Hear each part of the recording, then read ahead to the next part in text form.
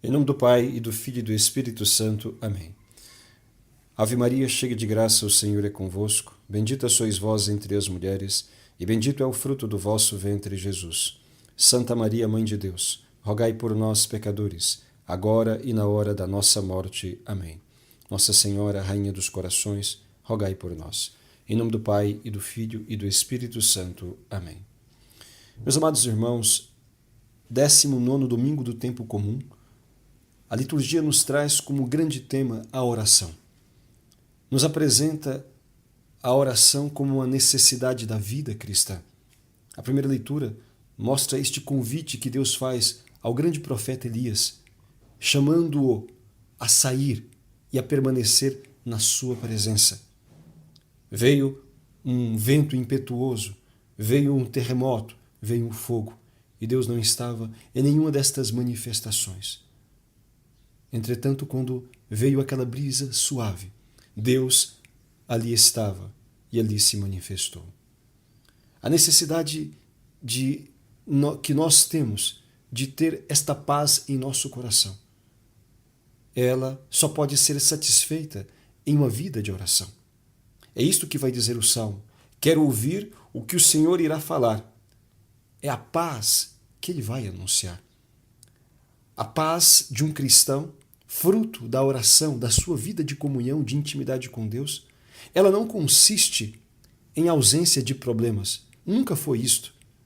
Ninguém pense que a paz de um cristão consiste em não ter dificuldades, em não ter provações. Não é isto.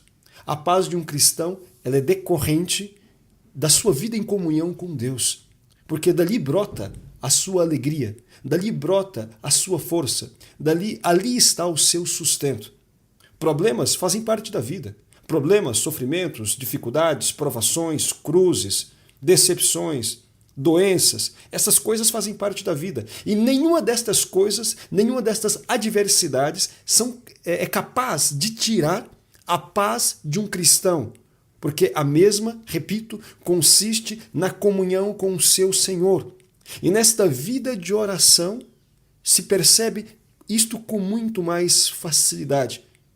Faz com que se recorde que no Senhor está o nosso sustento.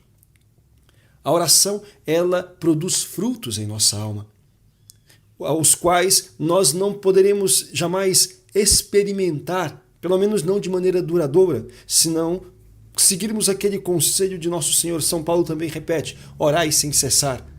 Temos que ter vida de oração. Orai sem cessar não significa, evidentemente, que nós temos que estar trancados no quarto rezando 24 horas ou mesmo na igreja rezando 24 horas. Não se trata disto. Se trata de ter vida em comunhão com Deus. Claro que é necessário separar momentos para estar com Deus. Como dizia lá a primeira leitura, momentos onde nós, longe da agitação, longe da balbúrdia toda, possamos nos recolher para falar com Deus e ouvir o que ele irá nos dizer. É preciso recolher-se algum momento no dia. É preciso separar algum momento ou alguns momentos de oração, especialmente de manhã e à noite. Mas é necessário recolher-se para rezar e viver nesta presença de Deus. Isto é a vida de contínua oração. Viver na presença do Senhor, sempre caminhando de acordo com os seus mandamentos.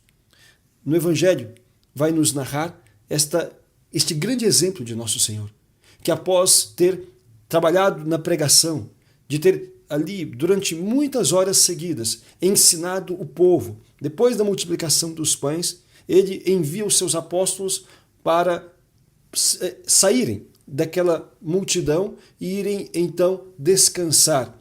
Enquanto o próprio Jesus, depois que despede a multidão, vai para um monte orar. E ali fica durante horas. Chega a noite e ali está ele. Somente pelas 3 da madrugada é que ele vai ao encontro dos seus apóstolos. A oração, portanto, é uma virtude, é um hábito que precisa estar na vida de cada cristão. O próprio Senhor, ele nos dá o exemplo de como é necessário antecipar, acompanhar todas as nossas atitudes com a oração, ainda que seja uma breve oração, mas nós precisamos rezar. Precisamos colocar a nossa vida na presença de Deus, as nossas decisões na presença de Deus, as nossas dificuldades na presença de Deus, suplicando a Ele que se realize em nossa vida a sua vontade, que se realize em nossos caminhos a sua vontade, que nós não nos desviemos para caminhos tortuosos, que nós não nos deixemos enganar nem pelas nossas falsas percepções, nem pela sedução do inimigo e nem pela a atração das coisas do mundo, mas que a sua santíssima vontade prevaleça em nossa vida. A sua santíssima vontade faça-se de fato faça-se a regra da nossa caminhada. A oração, ela vai nos dar, portanto, esta paz. Vai nos dar esta paz, vai nos dar esta tranquilidade, porque vai nos fazer sempre perceber a grandeza do amor de Deus por nós, que é o fundamento, que é o sustento da nossa perseverança. A consciência de que Deus nos ama nos faz ir em frente, ainda que em meio a sofrimentos e dificuldades. A certeza de que Deus nos ama nos impulsiona a perseverar na observância, na obediência dos seus mandamentos. E depois, como outro fruto da oração, esta força para superar as dificuldades. Esta força é necessária. Vemos narrado aqui no Evangelho, escrito por São Mateus, quando Jesus, voltando, portanto, aos apóstolos na madrugada, ele vai caminhando sobre as águas. E São Pedro, ali, depois do primeiro susto, entusiasmado com aquele fenômeno, então ele pede a Jesus que lhe permita ir caminhando até ele, também andando sobre as águas. E Jesus o chama e diz, venha.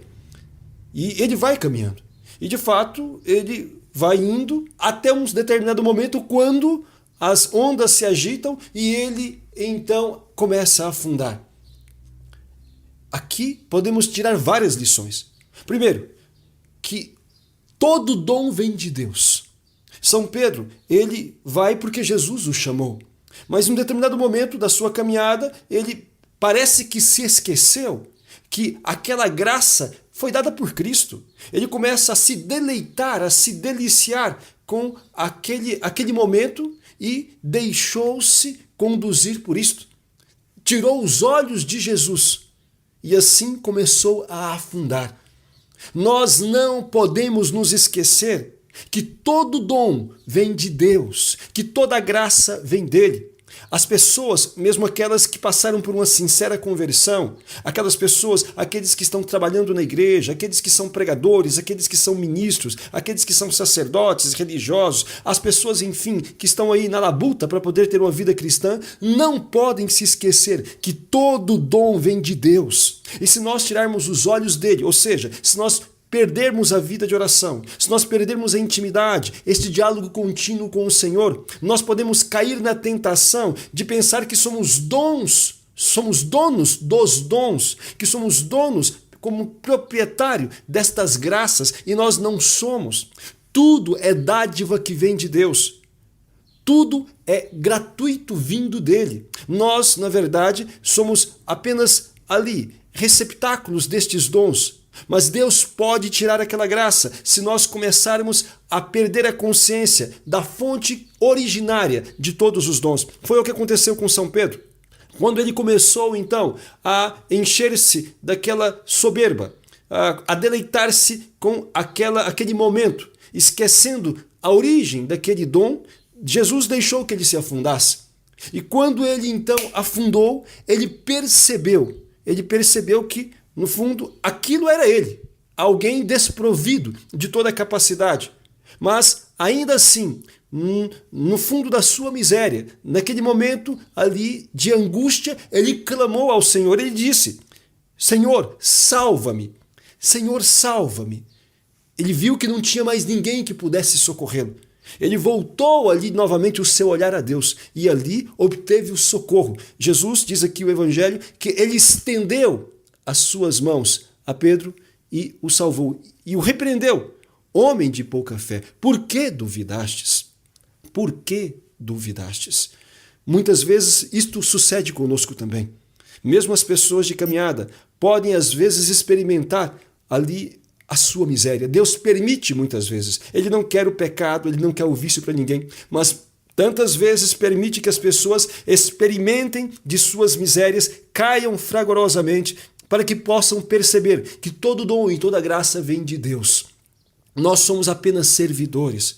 Nós somos ali usuários destes dons enquanto Deus nos permitir e enquanto nós nos esforçarmos de fazermos por onde tê-los em nossa vida. O Senhor às vezes permite isto para que nós não venhamos a nos perder pela soberba, para que nós não venhamos a nos perder pelo orgulho, para que nós possamos sentir necessidade dele e mesmo no fundo da nossa miséria, clamar o socorro que nos é necessário, a fim de que nós reconheçamos que ele é Deus e Senhor e que dele é que vem toda a graça e é dele que também vem nosso socorro. E ele não se negará a estender as mãos àqueles que sinceramente voltam de novo o seu olhar a ele, apesar de o terem abandonado, apesar de o terem traído, apesar de o terem deixado, apesar de terem usurpado dos seus dons, como que se ensoberbecendo por aquilo que receberam. São Pedro recebeu o socorro do Senhor. Quando clamou, Senhor, salva-me, Jesus não lhe faltou. Deus é fiel. Se ele disse que assistirá aqueles que do fundo do seu coração clamarem ao seu socorro, ele assim o fará. Não devemos ter medo, devemos ter confiança e não duvidar, porque o Senhor, ele nos ama. Isto, repito, é o fundamento de nossa perseverança, a consciência do amor que Deus nos tem. Nós precisamos chegar à consciência de uma vida espiritual e este é o terceiro fruto desta vida de oração que gostaria de destacar. A consciência das coisas de Deus. Só uma pessoa que reza, ela tem sensibilidade, percepção para as coisas espirituais.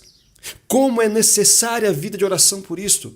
A pessoa que reza, ela tem consciência do céu, tem consciência da eternidade, tem consciência da vida espiritual, tem consciência do que é o pecado, do que é condenação, das consequências de estar-se ou não em comunhão com Deus. As pessoas que não rezam, para elas é incompreensível a linguagem do Espírito Santo, aquilo que está na Sagrada Escritura.